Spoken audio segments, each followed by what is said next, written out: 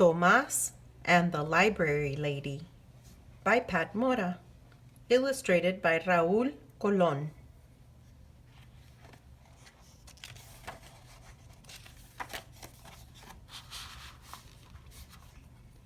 It was midnight.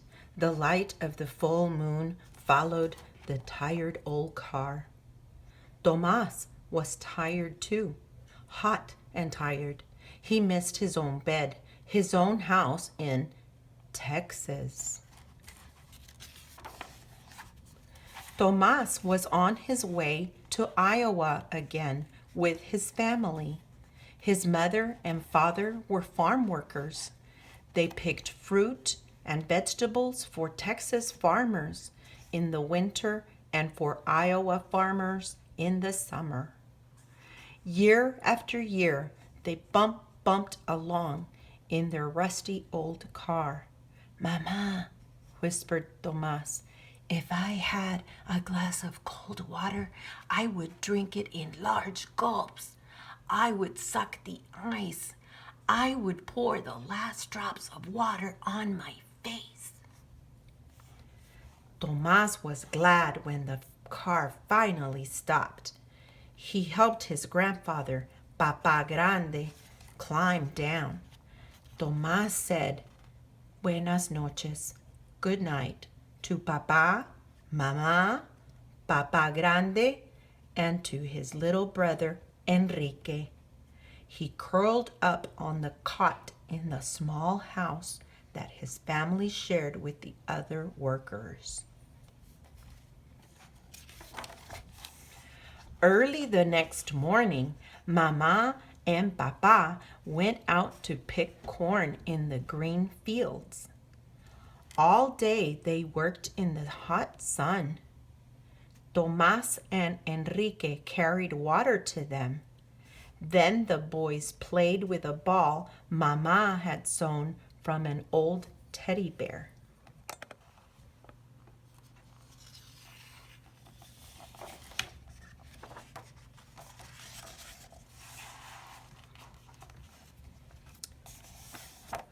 When they got hot, they sat under a tree with Papa Grande. "Tell us the story about the man in the forest," said Tomas. Tomas liked to listen to Papa Grande tell stories in Spanish.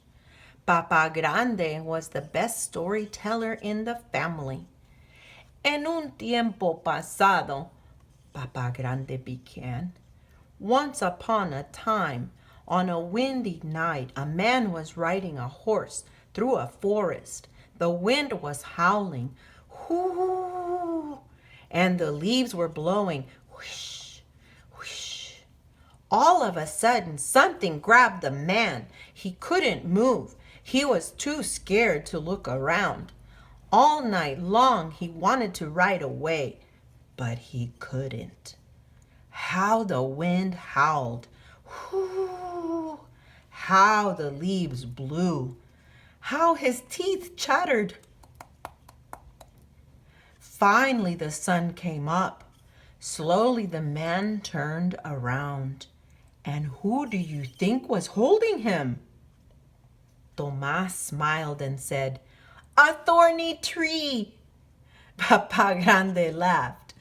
"Tomas, you know all my stories," he said.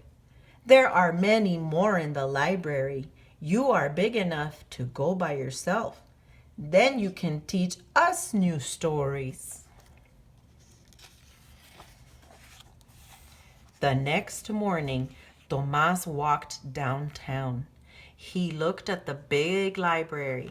Its tall windows were like eyes glaring at him. Tomas walked around and around the big building.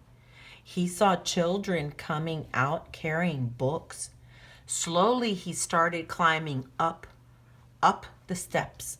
He counted them to himself in Spanish. Uno, dos, tres, cuatro. His mouth felt full of cotton. Tomas stood in front of the library doors. He pressed his nose against the glass and peeked in. The library was huge. A hand tapped his shoulder. Tomas jumped. A tall lady looked down at him. "It's a hot day," she said. "Come inside and have a drink of water. What's your name?" she asked. "Tomas," he said. "Come, Tomas," she said. Inside it was cool. Tomas had never seen so many books. The lady watched him. "Come," she said again, leading him to a drinking fountain. "First, some water. Then I will bring books to this table for you. What would you like to read about?" Tigers, dinosaurs," said Tomas. Tomas drank the cold water. He looked at the tall ceiling. He looked at all the books around the room. He watched the lady take some books from the shelves and bring them to the table. "This chair is for you, Tomas," she said. Tomas sat down. Then very carefully he took a book from the pile and opened it. Tomas saw dinosaurs bending their long necks to lap shiny water. He heard the cries of a wild snake bird. He felt the warm neck of the dinosaur as he held on tight for a ride. Tomas forgot about the library lady. He forgot about Iowa and Texas. "Tomas, Tomas," said the library lady softly. Tomas looked around. The library was empty. The sun was setting.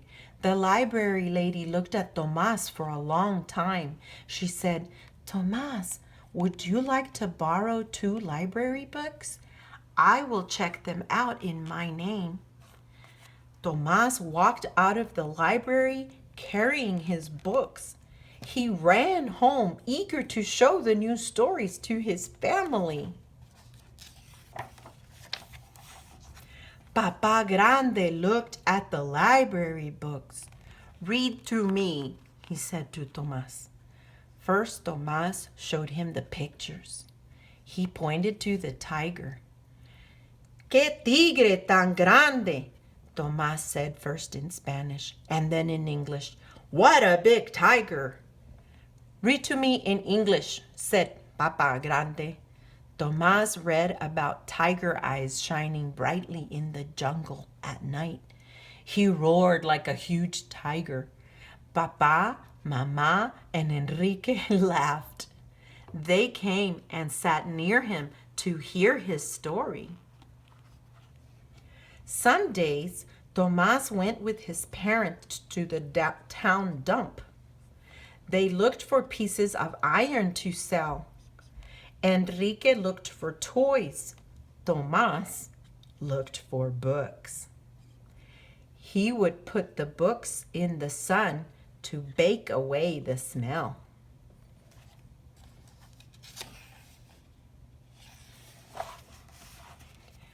All summer, whenever he could, Tomas went to the library. The library lady would say, "First a drink of water, and then some new books, Tomas." On quiet days, the library lady said, "Come to my desk and read to me, Tomas."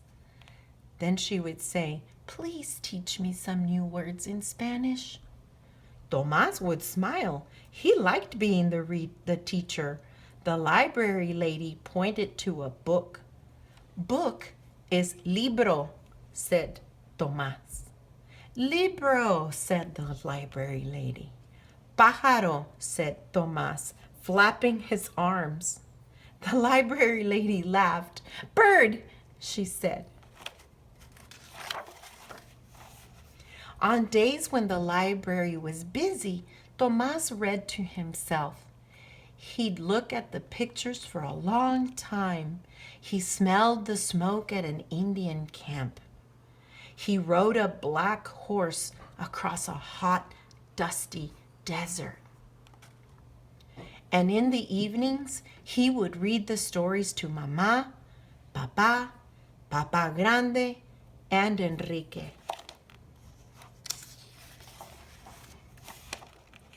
One August afternoon, Tomas brought Papa Grande to the library. The library lady said, "Buenas tardes, señor." Tomas smiled. He had taught the library lady how to say, "Good afternoon, sir," in Spanish. "Buenas tardes, señora," Papa Grande replied. Softly, Tomas said, "I have a sad word to teach you today. The word is adios. It means goodbye." Tomas was going back to Texas. He would miss this quiet place, the cool water, the many books. He would miss the library lady. "My mother sent this to thank you," said Tomas, handing her a small package. "It is pan dulce, sweet bread. My mother makes the best pan dulce in Texas." The library lady said, "How nice! How very nice!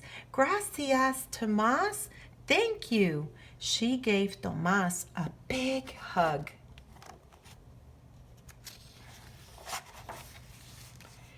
That night, bumping along again in the tired old car, Tomas held a shiny new book, a present from the library lady.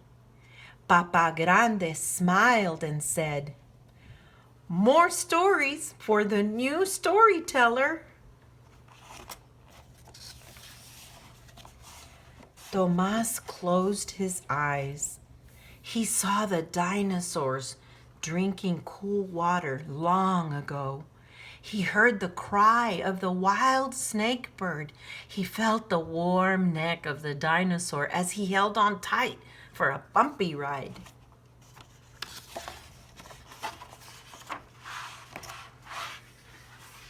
Tomas and the library lady.